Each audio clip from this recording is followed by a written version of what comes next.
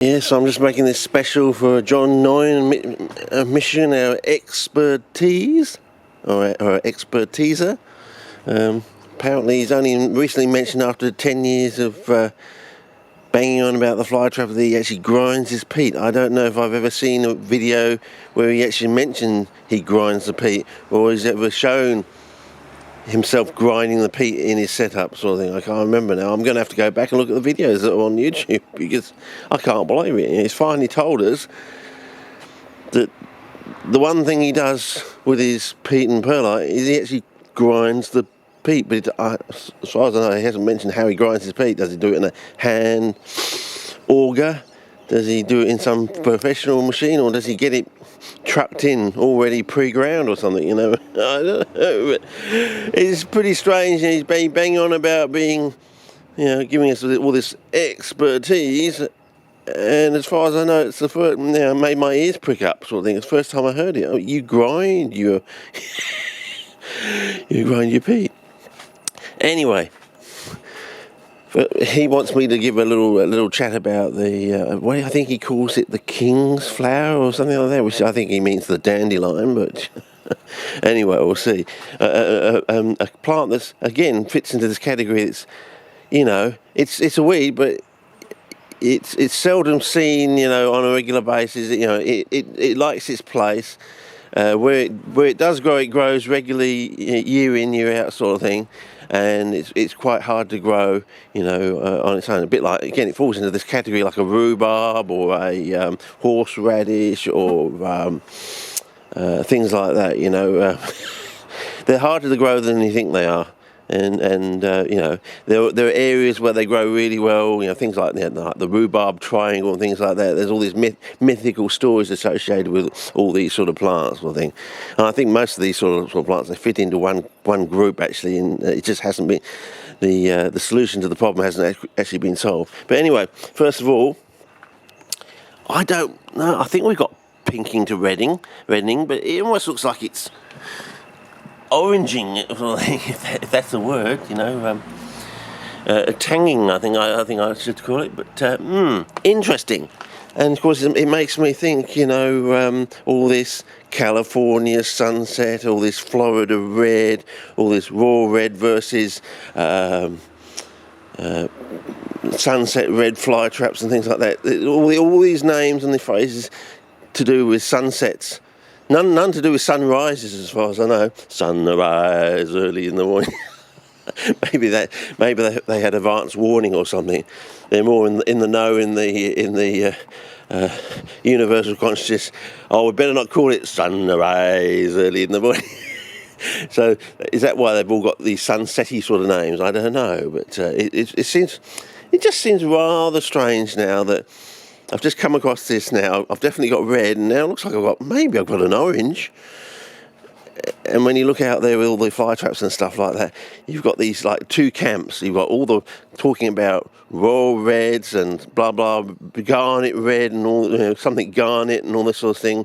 And on the other side, you've got all these sunset phrases. Joshua filiformis, California sunset. And of course, then you want to track back the dates when they first came out. Makes you wonder.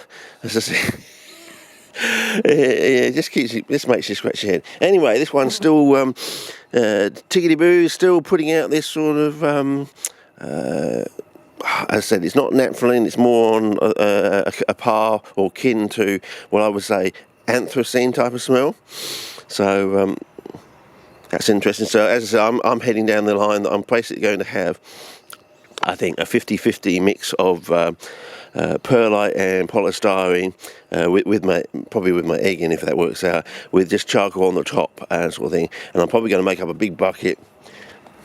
I might even get a specialist bucket and do a large one and put some fly traps in it or something like that. I don't know. I'll see how we go. But anyway, we're on the third day now, so if they can get through this third day onto the weekend, they're predicting 39 today, so we've had 42 and a bit. We had 41 yesterday and a bit, and today they're predicting 39, and we'll probably get to 40 or something like that. So anyway, they're hanging on, fellas, but I think we're going to lose some of the, we're going to get a little bit of burning, and we're going to get a little loss, but It's not bad for a shot bought, first of all. That's point one, shot bought. 2, ripped straight out of the pot, put into this. 3, experiencing 3 really hot days. And probably 4, as I said, the top part of the pot is just perlite. It's quite amazing, really. As someone online said, pretty strange chemistry going on there. Like, yeah, as I said, I think it's going to get even stranger. But here's my dandelions. I better go to spot colouring on this one because John's going to love this one. What do you think of that, John? What do you think of that for a dandelion, if I can get it in there without touching the lens? And what do you think of my leaves on my dandelion, you know?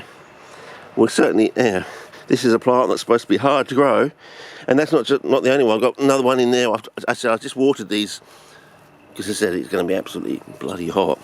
So I've watered these, and I've got another one in there. You know, I've got a few in there.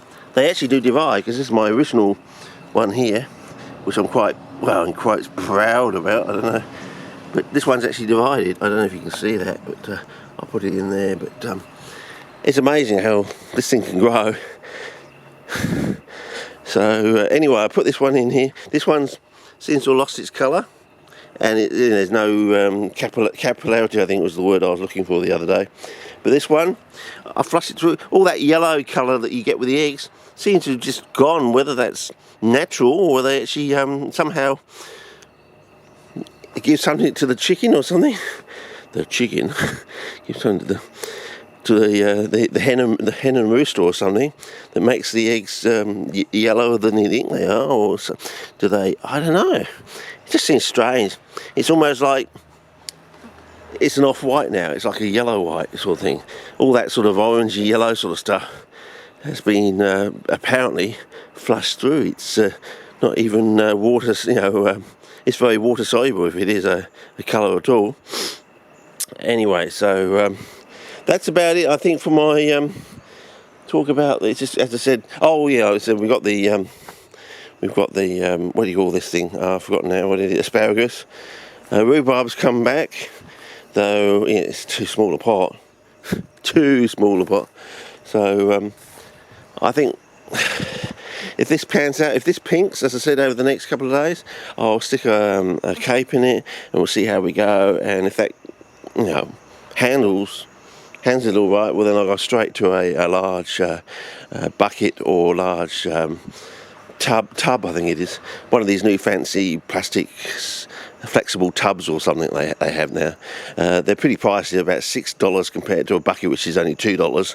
So, you know, it's 3 times more expensive, and they're more squat. So they're be more ideal, or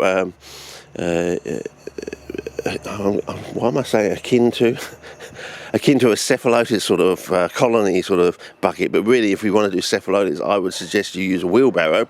So once you've got colony with pictures hanging over the sides of your wheelbarrow, you can wheel it into a meeting or a show or something like that, you know, a grand show or something. You just wheel it in, because I've seen some people doing some of these gigantic orchids. They seem to grow these gigantic orchids in these wheelbarrows, and when they put up their flower spikes, I think they call them, they wheel them into these shows sort of thing. But anyway, I checked the website. It's already, what was it, 34, I think it was. As 10 past 11, it's 34, ramping up, because it always seems to ramp up from 10:30 in the morning onwards, sort of thing, with 17 seconds on the card.